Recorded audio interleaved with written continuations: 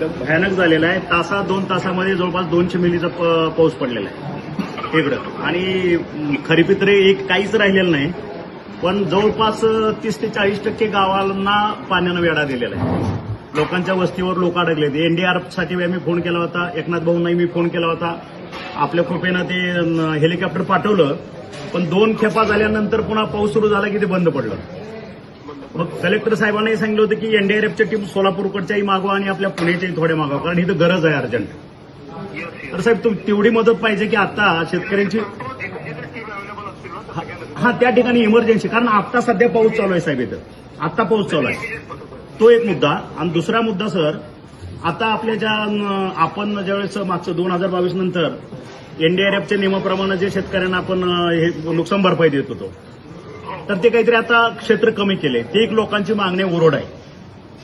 कमी नाही केलं नाही ना, आपण काय केलं होतं की आपण एनडीआरएफचे रेट कमी असल्यामुळे आपण वाढीव रेटने देतो. आता एनडीआरएफने रेट वाढवले तर बर. आपण नवीन रेट घेतले एनडीआरएफचे. तो एक आहे मुद्दा. आणि आपल्या ह्याच्यामध्ये धोरणामध्ये नदीच्या कडेचे किंवा ओढ्याच्या कडेच्या जमिनी मातीसहित खरडून गेलेले आहेत.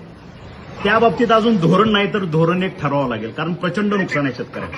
धोरण आहे, पण आता ते थोडं कमी पैसे मिळतात त्या हा सर, ते मी वाढवणार आहे ते तेवढं प्लीज सर.